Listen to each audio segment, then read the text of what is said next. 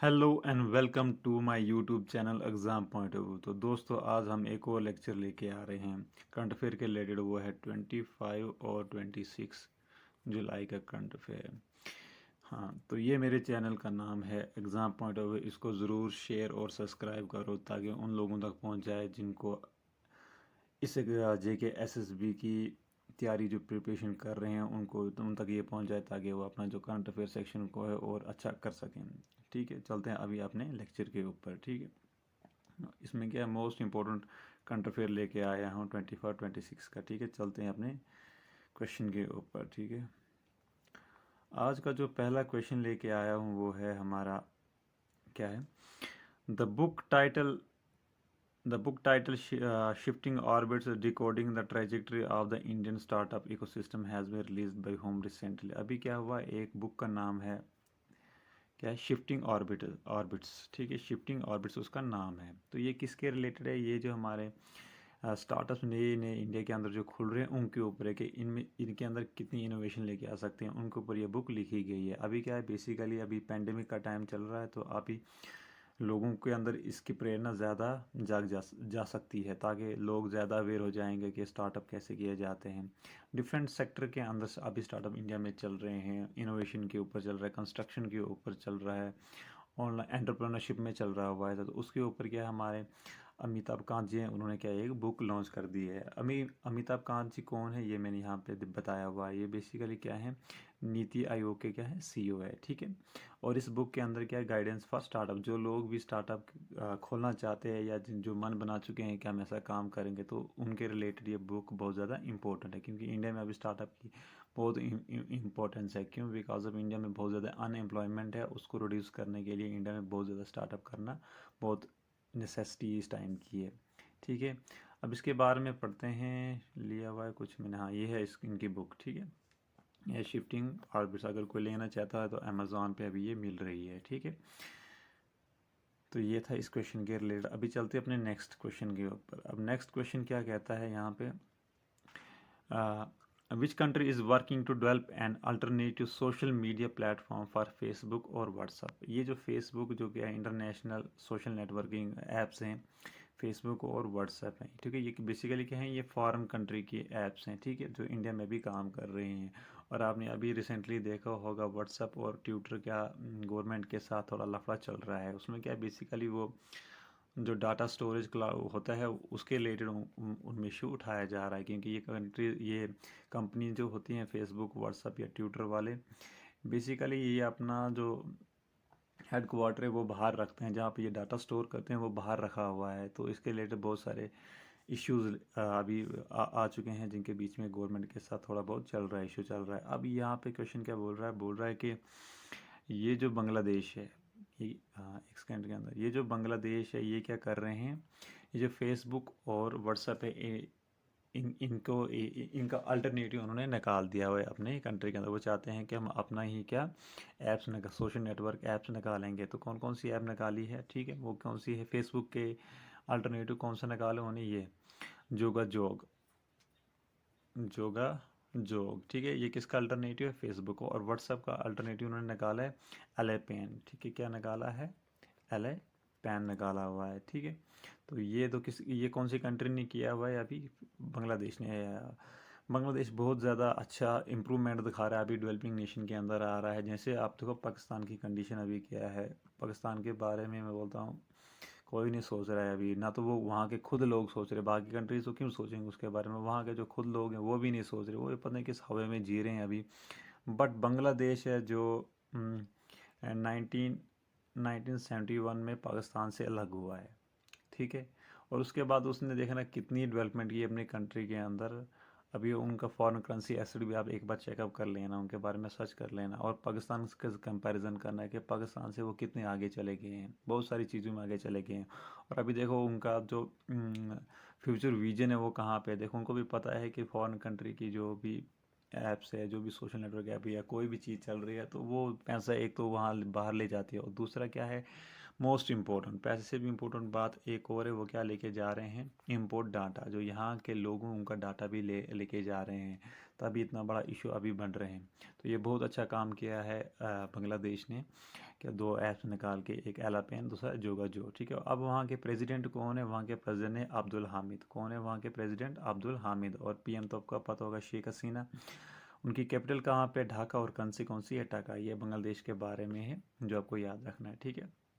एक और बात है इस बांग्लादेश के बारे में कि सबसे ज़्यादा हमारी जो कंट्री है उसकी बाउंड्री, जो अपनी ये क्या बोलते हैं, पड़ोसी मुल्क होते हैं, उनके साथ सबसे ज़्यादा बाउंड्री शेयर करता है कौन, बांग्लादेश के साथ हमारी सबसे ज़्यादा बाउंड्री शेयर होती है। आई थिंक 4000 समथिंग ऐसा कुछ किलोमीटर है, एग्जैक्ट मुझे याद नहीं, मगर अब वो 4000 है किलोमीटर, ऐसा कुछ उनके साथ हमारी बाउंड्री शेयर होता है, ठीक है। तो ये था 2 क्वेश्चन। अब थर्ड क्वेश्चन के ऊपर चलते हैं।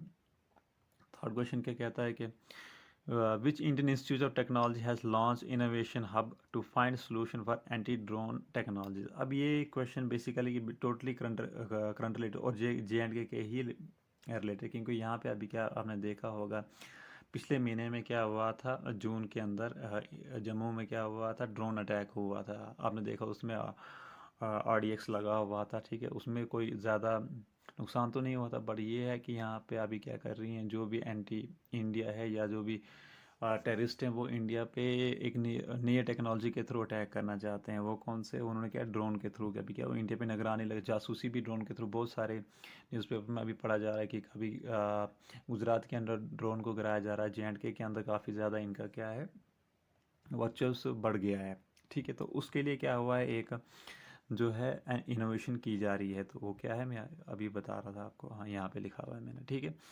तो एंटी ड्रोन सिस्टम बनाया जा रहा है इंडिया के अंदर, ठीक है। वैसे भी शायद आई थिंक जी एंटी ड्रोन है, शायद इंडिया किससे ख़रीद रहा है, इजराइल से ख़रीद रहा है। बट अभी क्या है, इंडिया में क्या हो रहा है, जो हमारा IIT कानपुर है, वहाँ पे क्या है, इसका सोल्यूशन निकाला जा रहा है। बेसिकली ये एंटी ड्रोन सिस्टम क्या है, एक साइबर सिक्योरिटी सोल्यूशन निकाला जा रहा है, ठीक है, ताकि जो भी ड्रोन आते हैं उनके काउंटर अटैक करने के लिए कोई चीज़ बनाई जा रही है, ठीक है। तो वो किसने किया हुआ है, कहाँ पे चल रहा है अभी, इसका IIT कानपुर के अंदर चल रहा है। इंपॉर्टेंट करंट रिलेटेड के क्वेश्चन है ये, ठीक है। अब चलते हैं अपने फोर्थ क्वेश्चन के ऊपर। फोर्थ क्या कहते हैं, dash dash has become only the third Indian tennis player to win a single men's match at the Olympic game. जो अभी ओलंपिक गेम कहाँ, टोक्यो में चल रही है।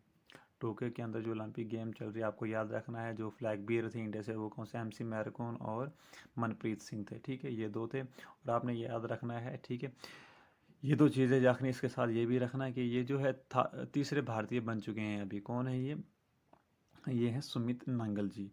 ये थर्ड पर्सन जिन्होंने मेंस सिंगल मेंस मैच के अंदर क्या है, उन्होंने क्या किया है, मैच को जीता हुआ है, ठीक है।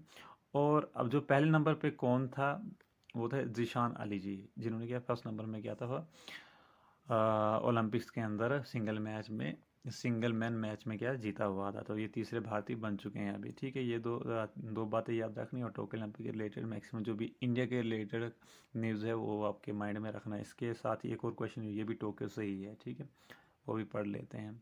इनके बारे में आपने सुना ही होगा। Who among the following clinched A silver medal in weight lifting in the 49 kg category in Tokyo 2020 Olympics, ठीक है। ये भी सेम, पर ये मोस्ट इंपॉर्टेंट, क्योंकि भारत के लिए पहला ओलंपिक इस साल भारत के लिए पहला ओलंपिक मेडल जो लेने वाली है वो कौन सी है, क्या नाम है उनका, शाइकोम मीराबाई चानू इनका नाम है, ठीक है। ये क्या है, वेट लिफ्टिंग करती है, और इनकी कैटेगरी कौन सी है, 49 kg कैटेगरी में, ठीक है। हाँ, तो ये भारत के लिए क्या लेके आए हैं, सिल्वर मेडल लेके आए हैं, first medal for the country. इस साल जो ओलंपिक्स में जितने भी इंडिया से एथलीट चले गए हैं, तो इनमें उन सब में से क्या पहला मेडल किसने लेके आया है, साइकोम मीराबाई चानू जी ने लेके आए हैं, ठीक है। और जिन्होंने गोल्ड मेडल वहाँ पे जीते वो चाइना के थे, कौन थे वो, हुजैंगशू ऑफ चाइना, ठीक है। और उन्होंने जो ये होता है क्लीन एंड जर्क कैटेगरी में कितना वेट उठाया था उन्होंने, 210 kg, ठीक है, इतना वेट उठाया था। और मेरा भाई चानू ने कितना किया था, 202 kg का वेट उठाया हुआ था क्लीन एंड जर्क कैटेगरी में, ठीक है, यही याद रखना है। अभी क्या हुआ है, ये जो जब ये इनका इवेंट हुआ, तो होने के बाद इन्होंने कि इनका इंट्रो हुआ, तो वहाँ पे उन्होंने कहा था कि अभी क्या मैं खाना चाहता हूँ, तो उन्होंने कहा था पिज़्ज़ा। तो पिज़्ज़ा जो कंपनी है, उन्होंने क्या किया, इनको लाइफ टाइम के लिए क्या किया है, फ्री पिज़्ज़ा खिलाने के लिए, मतलब उन्होंने बोला है कि हम इनको लाइफ टाइम के लिए फ्री पिज़्ज़ा खिला देंगे। एक ये बात है, और दूसरा है कि ये ये कि जो स्टेट से ये बिलोंग करती है वहाँ के जो सीएम हैं, अब आपका काम ये है कि ये कौन सी स्टेट से बिलोंग करती है। इंपॉर्टेंट ये याद रखना, ये कौन सी स्टेट से बिलोंग करते हैं। ये जिस स्टेट में रहती है वहाँ से कम 22 किलोमीटर दूर ये गांव में रहती थी, ठीक है। इनके बारे में एक बार जानकारी ले लेना, ये आपको पता भी होगा, ठीक है। तो वहाँ के सीएम इनके लिए क्या है, 1 करोड़ रुपीज़ प्राइज़ रखा हुआ है, ठीक है। ये रखा हुआ है इनके लिए, ठीक है। तो ये इनके बारे में है, ठीक है। अब चलते हैं अपने नेक्स्ट सिक्स क्वेश्चन के ऊपर। सिक्स क्वेश्चन क्या बोलता है, the dash dash anniversary of Kargil Vijay Diwas is been celebrated across India on July 26, ठीक है। अभी जो है हमारे क्या विजय दिवस, कारगिल विजय दिवस मनाया जा रहा है, क्या जो हर साल क्या है जुलाई 26 को मनाया जा रहा है। तो ये कौन सी एनिवर्सरी मनाई जा रही है इसकी, ये मनाई जा रही है 22 एनिवर्सरी कारगिल दिवस की मनाई जा रही है। तो कारगिल दिवस के बारे में आप बता देते हैं आपको क्या है, क्या हुआ था इस दिन। यहाँ पे लिखा हुआ है देखो, ठीक है। बेसिकली क्या हुआ था कि इंडिया और पाकिस्तान के बीच में जब 1971 का वार हुआ था, उसके बाद क्या था कि लंबे समय तक भारत और पाकिस्तान के बीच में कोई ज़्यादा संबंध नहीं रहते, मगर वो क्या 1990s के बीच में क्या हुआ था, भारत और पाकिस्तान के बीच में टेंशन बढ़ गई थी। क्यों क्यों क्यों बढ़ गई थी, बिकॉज जो लद्दाख के बाहर जो आउटरी एरिया है वहाँ पे क्या जो हाईएस्ट पीक्स होती है, तो वो चाहते थे कि हम वहाँ पे कब्जा करेंगे, ठीक है। तो उन्होंने क्या ये साजिश रची हुई थी पाकिस्तान की मिलिट्री ने वहाँ पे, तो बट इंडिया ने उसको नाकाम कर दिया था। एक पूरी स्टोरी है, इसके बारे में आप पढ़ लेना, ठीक है। तो मैं मेन मेन पॉइंट बता देता हूँ कि क्या इसमें याद रखना है। पहला तो ये याद रखना है कि ये 26 जुलाई को कारगिल विजय दिवस मनाया जाता है। दूसरा, ये कौन सा एनिवर्सरी मनाया जा रहा है, ये है 22 एनिवर्सरी मनाई जा रही है, ठीक है। और ये जो ऑपरेशन लॉन्च किया था, ये कौन सा ऑपरेशन लॉन्च किया था, ये ऑपरेशन लॉन्च किया था ऑपरेशन विजय, क्या सॉरी एक मिनट, ऑपरेशन विजय लॉन्च किया गया था, ठीक है। इसमें क्या था, इंडियन जो आर्मी थी उन्होंने क्या है पाकिस्तानी आर्मी के ऊपर ये ऑपरेशन लॉन्च किया हुआ था। तो बेसिकली कश्मीरी क्या कर रहे थे, इसमें बहुत सारे लोग इन्वॉल्व थे, जैसे ये कश्मीरी मिलिटेंट फोर्सेस बिहाइंड, बहुत सारी चीज़ें थे। आप अब मेन चीज़ ये है कि तो याद रखना उस समय के मिनिस्टर कौन थे, प्राइम मिनिस्टर कौन थे पाकिस्तान के, नवाज शरीफ थे, एक याद रखना। और जो चीफ ऑफ आर्मी कौन कौन थे, परवेज़ मुशर्रफ थे, ठीक है, ये याद रखना। एक तो यह prime minister of Pakistan Nawaz Sharif and Pakistan army chief कौन थे, वो परवेज़ मुशर्रफ, याद रखना। बाद में यही परवेज़ मुशर्रफ क्या है पाकिस्तान का पीएम बनता, तो पाकिस्तान में बहुत झोल चलता है, ठीक है, ये बात याद रखना। हाँ, तो ऑलमोस्ट मैंने सारी चीज़ें आपको इसकी बता दी हैं। तो कहाँ गया क्वेश्चन मेरा, ये है, ठीक है। मैंने यहाँ पे लिखा हुआ है, ठीक है, कौन सा है, इंडियन विक्ट्री और Indian military, basically Indian military victory और पाकिस्तान है। ऑपरेशन विजय कब हुआ था, 1999 में, ठीक है। हाँ, तो करगिल के अंदर हुआ था, ठीक है। तो इसमें याद ऑपरेशन का नाम याद रखना कौन सा है, ऑपरेशन विजय, ऑपरेशन विजय याद रख लेना, ठीक है। और पाकिस्तान से प्राइम मिनिस्टर कौन से था, परवेज़ मुशर्रफ, सॉरी परवेज़ मुशर्रफ नहीं, वो नवाज शरीफ थे, ठीक है। और वहाँ के आर्मी चीफ जो थे आर्मी के, तो वो कौन थे, परवेज़ मुशर्रफ थे, ठीक है, ये बात याद रखना। और इसमें एक और ये फैक्टर याद रखना कि उनके जो 90,000 सोल्जर थे उनको क्या इंडिया ने कैप्चर कर दिया था, मतलब क्या है हाथ खड़े कर दिए थे उनको जब उनको हरा दिया था। तो ये 19,000 याद रखना। अगर इंडिया चाहता तो इंडिया पूरा रावलपिंडी को बर्बाद, लाहौर को पूरा अपना कब्जे में ले सकते, बट इंडिया ने ऐसा नहीं किया। बहुत सारी चीज़ें आप जो मेन फैक्टर मैंने आपको बता दिया। अब चलते हैं नेक्स्ट क्वेश्चन, ये मोस्ट इंपॉर्टेंट क्वेश्चन है, मोस्ट इंपॉर्टेंट क्वेश्चन इंडियन के लिए भी, और कोई भी जे का या सेंट्रल लेवल के एग्ज़ाम, इसके लिए ये मोस्ट इंपॉर्टेंट क्वेश्चन है, ठीक है। Kakatiya Rudraveshwari temple which has been inscripted as UNESCO world heritage site is located in, तो ये टेम्पल कहाँ पे, ककाटिया रुद्रवेश्वर टेम्पल, ये कहाँ पे, ये तेलंगाना के अंदर है, ठीक है। इस टेम्पल को दूसरा नाम क्या है, बोला रामयप्पा, रामयप्पा टेम्पल भी बोला जाता है। तो बेसिकली ये टेम्पल क्या है, यहाँ पे क्या है, शिव टेम्पल है ये, ठीक है। अभी तक जो है था यूनेस्को हेरिटेज साइट के अंदर इंडिया की कितनी थे, 38 प्लेसेस थे, ठीक है। अभी क्या है 39 बन गया है, कौन सा हमारा, ये ककाटिया रामेश्वर टेम्पल, और दूसरा नाम क्या है, रामयप्पा टेम्पल, ठीक है, याद रखना। और ये सेशन कौन सा हुआ था यूनेस्को वर्ल्ड हेरिटेज का, ये 44 सेशन अभी हो रहा था, ठीक है। तो आई थिंक इसका पिक भी मैंने लिया हुआ है, आप ज़रूर इसके बारे में पढ़ो। देखो ये है, ये है ककाटिया रामेश्वर टेम्पल, जिनको क्या रामप्पा टेम्पल भी बोला जाता है। बेसिकली ये किसका मंदिर है? शिव मंदिर है, ठीक है। तेलंगाना के अंदर है। और ये कौन सा मंदिर हमारा आया है यूनेस्को हेरिटेज के अंदर? 39। ये याद रखना कौन सा 39, इससे पहले 38 है, ठीक है। और दूसरी बात ये याद रखना कि अभी जो यूनेस्को का कौन सा सेशन चल रहा है? 44 सेशन चल रहा है, ठीक है। अब इसके बारे में बता देते हैं कि ये जो रामयप्पा टेम्पल है, तो ये कहाँ पे? ये तेलंगाना के अंदर एक गांव है जाके, जिसका नाम है पालमपेट नाम है, ठीक है। 200 किलोमीटर नॉर्थ ईस्ट कहाँ है? हैदराबाद से है, इतना याद रखना। तो ये याद रखना इंपॉर्टेंट है। ये किस पीरियड में बनाया गया था? ये बनाया था 12th सेंचुरी के अंदर, 1123 से लेकर 1323 सी के अंदर बनाया गया था। और कौन सा पीरियड चल रहा था तब? तब चल रहा था ककाटिया पीरियड चल रहा था, ये याद रखना। और वहाँ के जो रूलर थे कौन थे? क्या पता यहाँ से भी डीप अगर क्वेश्चन पूछेंगे तो ये पूछ लेंगे। वहाँ तब रूलर कौन था? रुद्रदेव और रुद्रा, ठीक है। ये वहाँ के कौन थे? रूलर थे, ठीक है। ये था हमारा मोस्ट इम्पोर्टेंट क्वेश्चन है वर्ल्ड हेरिटेज से। एक और क्वेश्चन है, हाँ ये भी इम्पोर्टेंट है, क्यों? अब मैं बता देता हूँ। International finance corporation IFC has extended a loan up to $50 million to which bank to boost affordable housing finance in India?